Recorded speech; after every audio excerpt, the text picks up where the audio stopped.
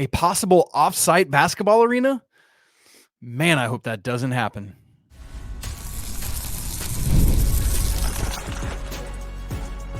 You are Locked On Tar Heels, your daily podcast on the UNC Tar Heels. Part of the Locked On Podcast Network, your team every day. Hey there, what's up? It's Friday, September 6th, 2024.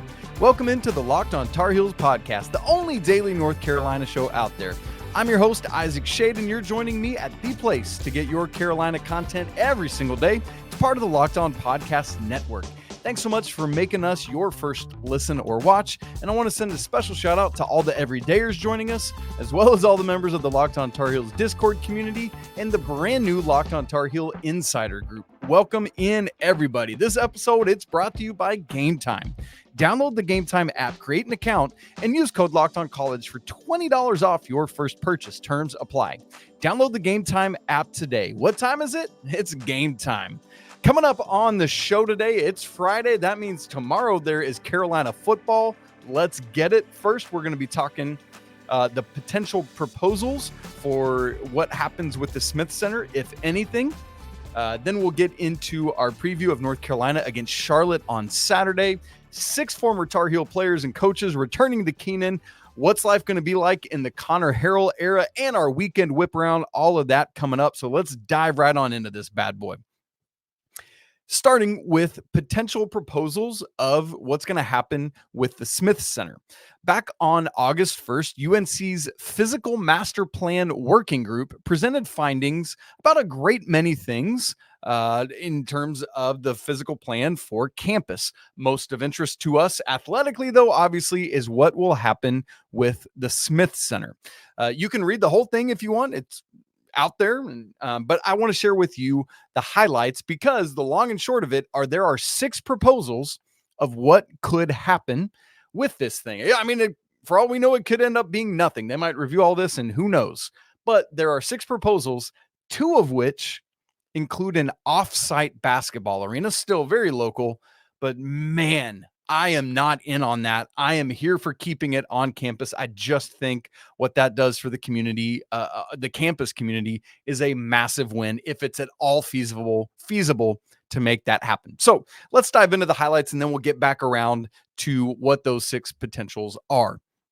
The first paragraph of the Smith Center portion of this report, which you can find on page 3 and 4, I think it was 13 total pages with a bunch of appendices, but you need to get into the appendices because all the 6 proposals are in the appendix about the basketball arena. So the first paragraph says, quote, "An arena committee has been working with multiple consultants over the past 6 months to evaluate multiple options for the Smith Center, including renovation of the existing arena or new construction at locations both on and off campus.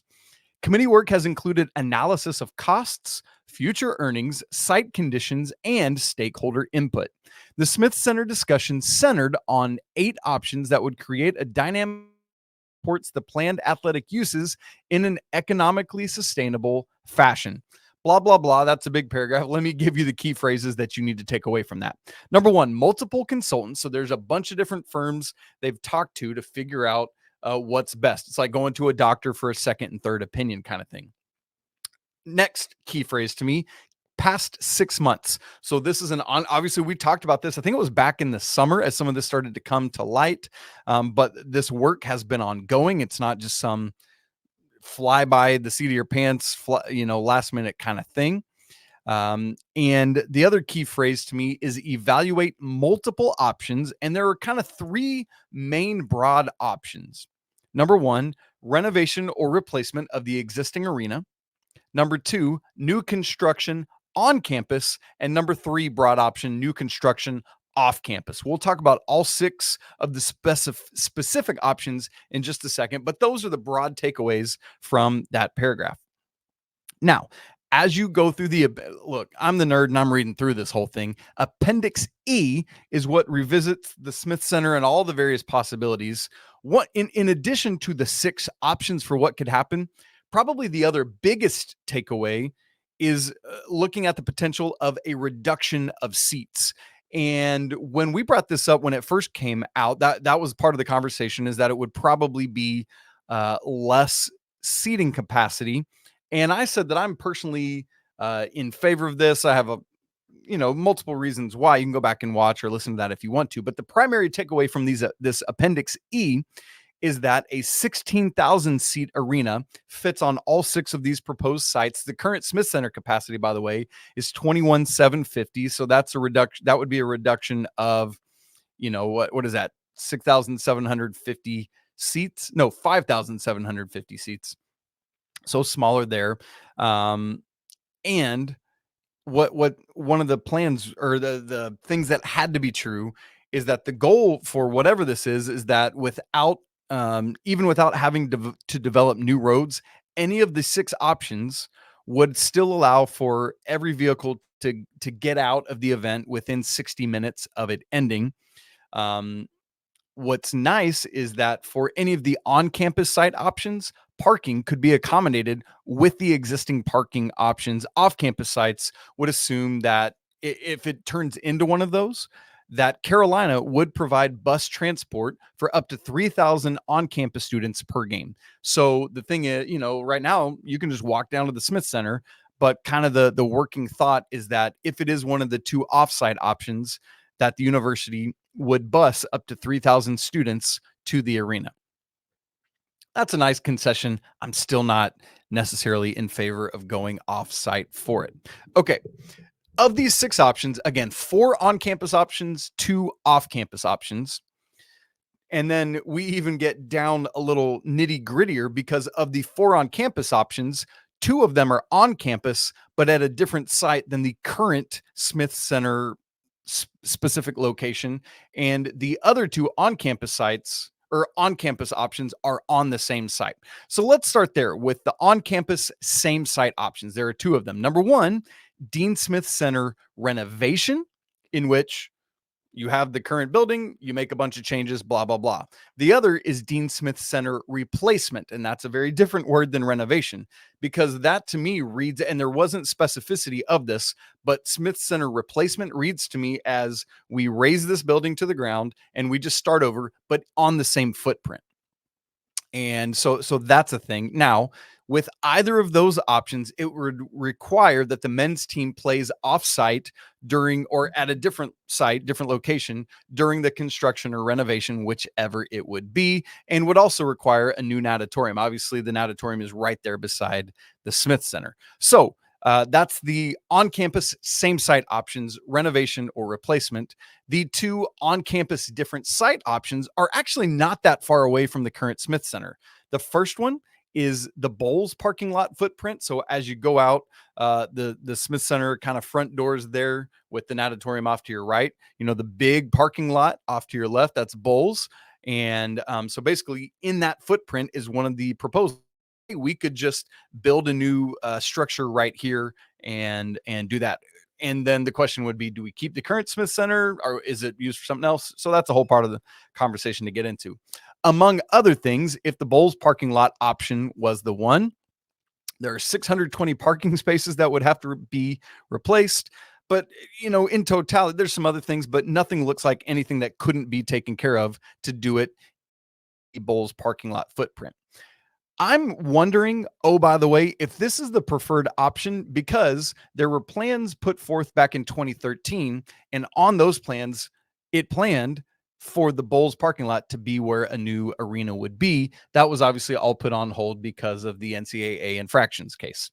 The other on-campus different site option is Odom Village. So as you look, at a map, the Odom Village is off to the west of the current Smith Center. It's like you've got Smith Center. Directly to the west is Keenan Flagler Business School, and then Odom Village is on the other side of that. You might have even parked like for a basketball game down one of those roads. If you walk through Bowles Arena or Bowles parking lot, up that sidewalk up that staircase on the backside of it, up that street, turn left and turn left again, you're kind of getting down there into Odom Village. There's a couple of the structures there that are permanently closed. And one of the issues that the report says is that this option conflicts with the current campus master plan land use because of academic research and ecological restoration. So we'll see if that would be a good option or not. I think that's probably, I don't know. All of these are legitimate options, or they wouldn't put them on as options. Of the two off-campus options, one is quite close. The other is pretty close. One of them is Friday Center. Neither of these, by the way, are walking distance from camp. I mean, you could walk anything, I guess, but not, logical walking distance. Maps says that by driving mileage, Friday Center is 2.6 miles from the Smith Center. So if they went with this option, it would need a parking structure. But what's interesting is the Tuning Tennis Center is right there, back further down that road for where the Friday Center is. So it's not like, it would be almost like creating something of an athletic complex right there. And I think, with this option, people would be either ecstatic or ticked off because there's housing right across the street there, across the road from the Friday Center. So be curious with that. And then the other off-campus option is Carolina North. It's even less walking distance from campus. Map says it's 4.7 driving miles if you kind of go straight up through campus, or 5.8 if you go around the west side. What is intriguing to me about Carolina North is because it's just that kind of foresty area. It is something of a blank slate, a tabula rasa, right? Where you could kind of do whatever you need to do. So I'm really curious to see how this continues to go. I don't even know that I necessarily have a preferred option, other than to say I really think I would prefer one of the 4 on-campus options. Just because it just creates like this collegial college community where everything's right there. And it just feels like it's part of the college experience to me. So I'm really curious to hear your thoughts too. Which of these 6 options do you prefer? Let me know. Let's talk about it. Okay, so there's the Smith Center update. We'll obviously continue to keep tabs on this. And now it's time to turn our attention to football, because the Connor Harrell era begins tomorrow and his teammates and coaches have rallied around him. Let's get ready for Charlotte. And we'll do that right after I tell you about LinkedIn. When you're hiring for your small business, you want to find quality professionals that are right for the role. That's why you got to check out LinkedIn Jobs, which has the tools to help find the right professionals for your team faster and for free. LinkedIn isn't just some job board. They help you hire professionals you can't find anywhere else, even those that aren't like proactively searching for a new job, but they might just be open to this role if you can pitch it to them.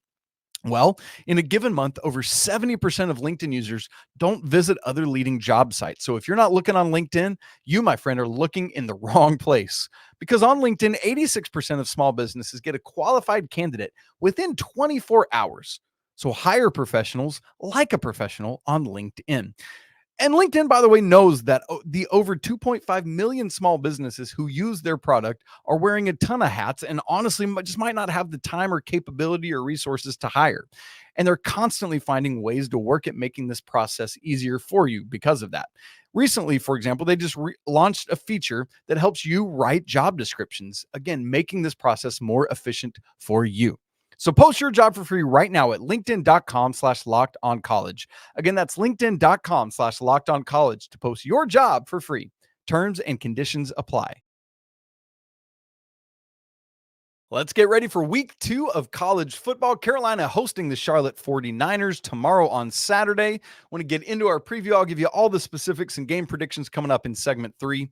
But right now I want to start looking at some of the biggest storylines, and as well as what most impressed me in week 1, what's still a work in progress, and we'll get to our what to watch for in segment 3 as well. Now, as we think about this, all due respect to Charlotte, but in a game of this nature, outside of talking about, just a couple things about Charlotte, I really want to focus in on the Tar Heels side of it specifically, because this is one of those games where it's just about what you do. Now, obviously, please go look at Charlotte, learn the names, all that kind of stuff.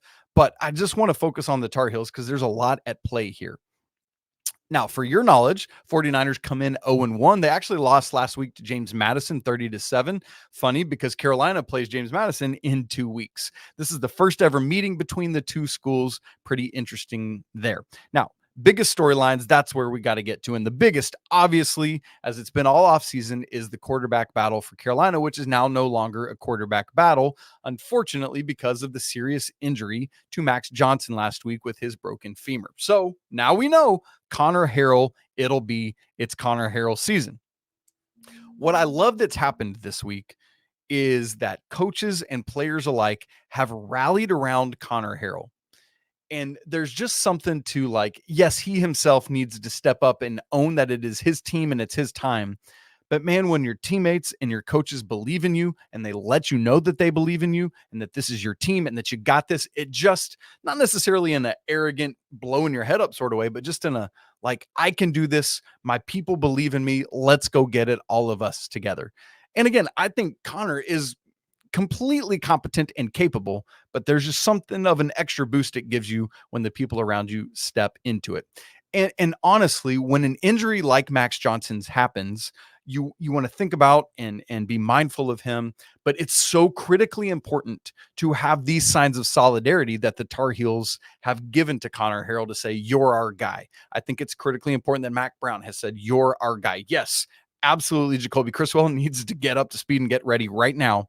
But Connor, it's you. All summer long, Denora Cersei, by the way, who the plan was for Cersei to be on this show, had unfortunately some family things come up, and so we had to just do it me. So Cersei will be back with us next week, and so we miss you, Cersei, if you're checking in on the show.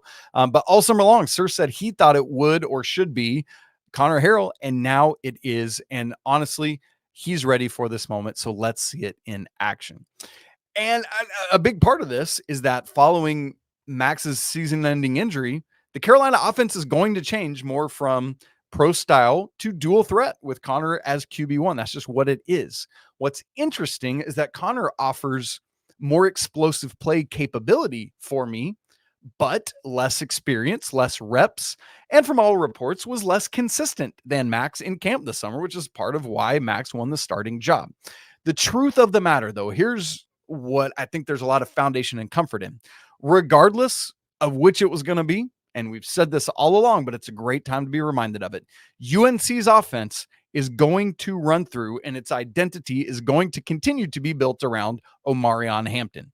So that's just a nice bottom line. It's a nice groundwork to build upon to just ease Connor in. So very excited to see that.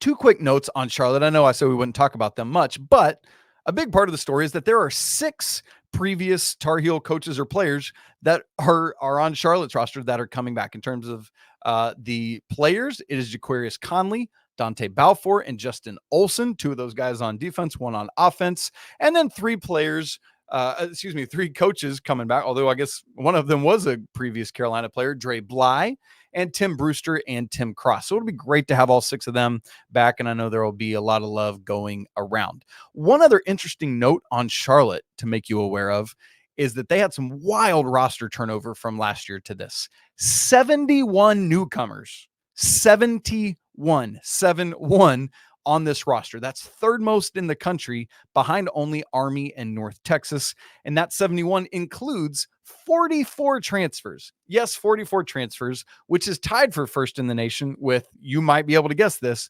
Deion Sanders in Colorado. So like a very new look Charlotte team that is in their second game trying to figure out who they are, as Carolina's trying to do that on offense, oh, by the way. So it's time for Carolina to be able to take advantage of that. All right, I want to talk about what impressed me most about Carolina in week 1 and what I'm looking forward to them building on this week. And I want to give you 2. Number 1, it was the kicking game. And I think when I say kicking game, you probably specifically think about Noah Burnett and his perfect day kicking field goals and the 1 point after. And yes, absolutely, that's true. But it's not just the field goal kicking from Noah Burnett. Although, again, Noah Burnett, perfect 4 of 4, a chip shot, and 42, 45, and 52, multiple of which were under dire, critical late game circumstances. And so big time by Noah Burnett. But again, punting, Tom McGinnis, 3 punts, 51-yard average, long of 55, and 1 inside the 20. That one that Elijah Huzzy, oh, by the way, went and downed it like the 2, I believe it was. And then look, Boyd as well with his kickoffs. 6 total kickoffs, 5 touchback, and the one that wasn't a touchback was downed like at the 24. And so it's like the kicking game all around last week, fantastic. Got to build on it though. Got to build on it. The other thing that that really impressed me last week was the rush defense. In the second half, did you realize this? In the second half alone, Carolina allowed just 13 yards on the ground to Minnesota. And I know, look, they were missing their starting running back, sure. But what do we hear about Minnesota? Their lines and how great their lines are, how big their offensive line was. And despite missing their starter, they had several guys that, you're like, oh, yeah, they're great. 13 total yards in the second half on the ground. And it's not like we were way ahead and they're trying to catch up and going through the air. No. This is a close game where they're still having a balanced offense. 13 yards on the ground in the second half. And for the game, 78 total rushing yards. Although keep in mind that in college, sack yardage counts against your rushing total negatively. And so Max Brosmer, their quarterback, lost 24 rushing yards. So if you add that back on, the total for the game is closer to 100, but still really good job by Carolina's defense limiting what Minnesota banked on with their rushing attack. Great job there. On the other side, that was what I really appreciated last week and what I think I want to see Carolina build on this week. But the other side of it is what's still a work in progress for the Tar Heels. The no-brainer with this one is that it's the offense, all around the offense. Obviously, outside of Omarion Hampton, which is a glorious and beautiful fallback option, right? Like, yeah, we're still trying to figure out everything else, but we can hand the ball off to this dude. And unfortunately, with still work in progress, as we got into the second half last week, we all saw it. The ball was starting to move much more capably. I thought the play calling was better. I thought Max Johnson looked more comfortable. And then the injury happened. And then it's all like back to the drawing board, right? So that's super unfortunate. And the other thing is, with Connor Harrell coming in, it was clear and obvious that there was not really a package prepared for Connor Harrell last week. They were riding the Max Johnson train. And so it was not an environment for him to go out and thrive or be incredibly effective last week. This week should be a different story because not only have you known all week that it was going to be Connor Harrell, but that game was last Thursday. So you've had longer than you typically would to get things ready for Connor. And here's the thing to keep in mind. Because of the nature of Charlotte, NC Central, and James Madison being the next 3 weeks, in terms of the offense being a work in progress, we're not really going to know the answer to how is the offense progressing until you get to Duke and beyond in week 5. But the good side of that is that there is more margin for error because of the opponents. Not that you can take any of them lightly or for granted or any of that, because you can lose to anybody. But it does give Connor Harrell and the offense more of a runway to figure out what they're going to be. And then specifically to my what's still a work in progress question about the offense, it's the passing attack. What is the passing attack going to be under Connor Harrell? We're going to have to find that out. Now, we want to get to our W2, W4, this week's what to watch for. It's time for the Psycho 3, baby. What is that? I'll get you ready for that, plus game predictions and our weekend whip around, all coming up in just a second. Right after I tell you about Game Time. Look, going to live events is the absolute best, whether it's music or theater or comedy, or finally getting back to college football. First home game tomorrow. You love to see it. And I don't know about you, but I'm looking forward to making all sorts of great memories this college sports season. Well, great news. When you're getting tickets for this year, Game Time has a brand new feature. It's called Game Time Picks. It makes getting tickets for your favorite live events even easier. Why? It filters out the fluff to show you only the most incredible deals on great seats, so you don't have to waste time searching through thousands of tickets. So whether it's Game Time ticket coverage, the lowest price guarantee, or the from your seat that you can find in the app. I was literally looking at that earlier today. Game Time has got you covered. How about this? Still some really good deals for tomorrow's game. $31. Section 129, row P on the Carolina sideline. Sure, that's fun, but I'm looking ahead to ACC play as well. How about a couple weeks from now at Duke? Man, Section 5, row 4. 2 seats together on the UNC sideline, 35-yard line for just $79 a piece. Boy, I would hop on that right now if you don't have tickets to that game. So take the guesswork out of buying tickets with Game Time. Download their app, create an account, and use code LOCKEDONCollege for $20 off your first purchase. Again, Create an account and redeem code Locked On College for $20 off. Terms apply. Download the Game Time app today. Last minute tickets, lowest prices guaranteed. It's time for this week's What to Watch For, where I tell you 4 things I'm watching for in the football game tomorrow that I think you should have your eyes on as well to help make you a more prepared fan for what's going to happen in this game. Number 1, man, this one is so fun to me. What we are calling the Psycho 3 package. That's what defensive coordinator Jeff Collins has termed this. By the way, Andrew Jones at Tar Heel Illustrated wrote a great article about this on Thursday. You should go check that out. Shouts to Andrew, AJ for his work there. But this Psycho 3 package is Des Evans, Beau Atkinson, and Kaimon the Booker Rucker all on the field together at the same time.